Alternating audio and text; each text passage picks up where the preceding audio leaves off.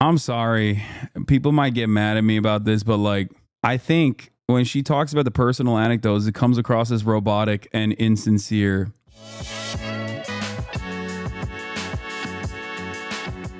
In mid-September, the Democratic and Research Polling Initiative Blueprint conducted a national poll testing a long series of potential statements Harris could make about herself and Biden. Those that performed best, the polling found, were those that displayed a clear break between her and Biden, while those that performed worse were those that portrayed a future Harris administration as building on the accomplishments of the Biden era. Any mention of Biden, the polling found, led to less support, even if the position it had Harris taking was the same. Even if you're going to lean on the Biden administration's accomplishments, it is best to not admit that it is Joseph Robinette Brandon's accomplishments because people don't like him.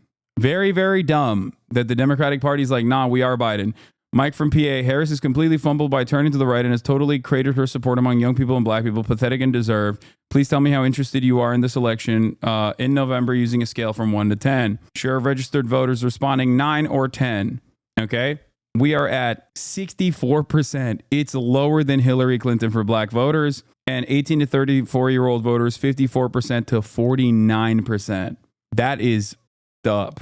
Her early surge was entirely with young people and people of color in hopes that she would represent progressive change. Her entire campaign since then has been spitting in the progressive faces, and thus she will lose this data from the right after the dropout proving it. I think overall, I am not as assured as Michael from Pennsylvania is in terms of like Kamala Harris's like definite electoral defeat, although I am certainly worried about it. Every day that goes by, I think the likelihood that she will lose gets higher, and that is not good when you have 17 days until the election. Are people less enthused? Yeah, they will vote for Trump or not vote. I doubt it. We'll see.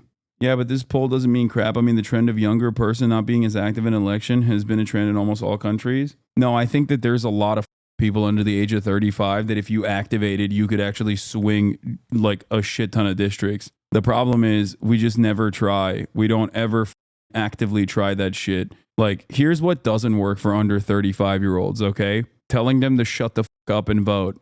You can have a million Harry Sassans vote scolding people over and over again. People just don't give a shit. They're like, I don't care. You know what I mean? It doesn't matter. And you also cannot find a better strategy of communicating the campaign policies if the campaign policies are kind of shitty. Like, I don't know how else to describe this, right? Peter Alexander, what is one policy you would have done differently over the last 3 years and a half than President Biden? Week that every president has to cut their own path. What is one policy that you would have done differently over these last 3.5 years than President Biden? I mean, to be very candid with you, even including Mike Pence, vice presidents are not critical of their presidents.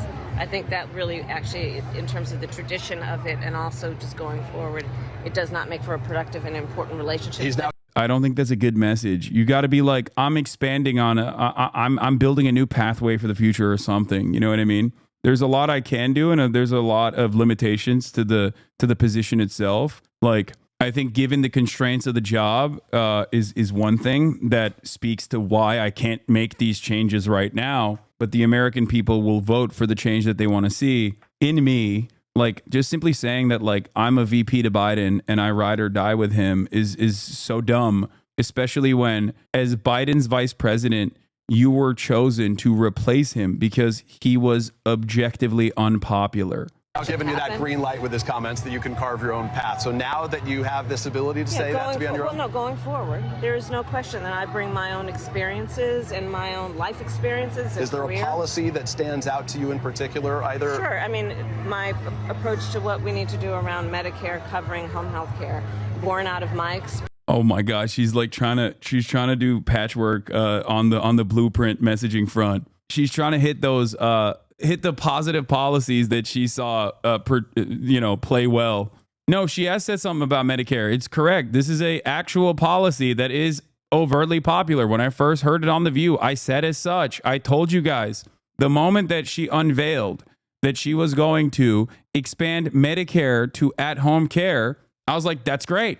I call balls and strikes, chat. The reason why I keep going back to this blueprint thing is because this verbatim is like straight up everything that I have said for the past couple of months.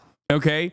when she talks about good policies that are progressive, that help people's like material problems, it portrays well, it plays well for the broader electorate. They like it. They're like, I'm hurting here. I'm glad that she's going to address that. That is normal. Okay. Of course, people are going to be like, yeah, man, why the would I vote for you? Oh, you're going to do something for me? I like that. Okay. Now, this isn't even to say that she's going to do any of this. I'm just, at this point, we are so captive to reactionary framing on issues that I'm just like, she won't even lie to people.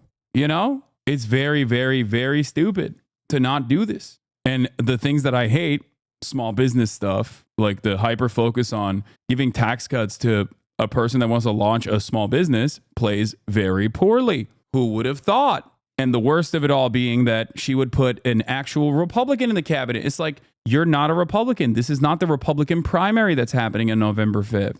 Experience of taking care of my mother. My priority on housing, one, because I know what it means. Like all of the personal anecdotes that she tries to tack onto the policy. I'm sorry.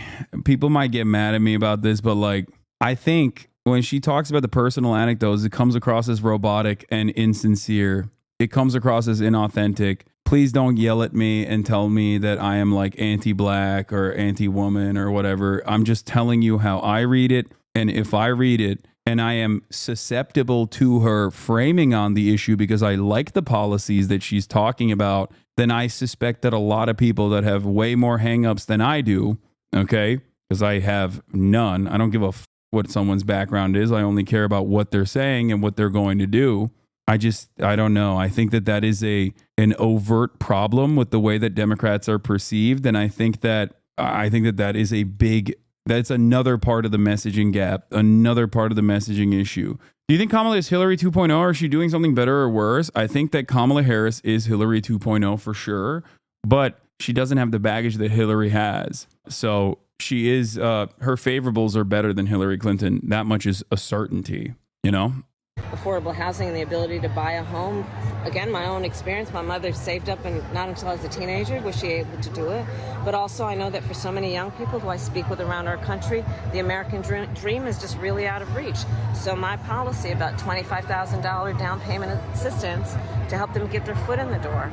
The work that I have been doing and will bring to the presidency around emphasizing small businesses as being part of the real... Oh, shut the up. Never talk about small businesses ever again. Shut up. America's economy. Those are the experiences and the ideas that I have that are about moving forward and really in being a part of the next generation of leadership in America. Last one, I know I got. Ugh, I hate the small business shit, dude. It's so bad. It is so bad.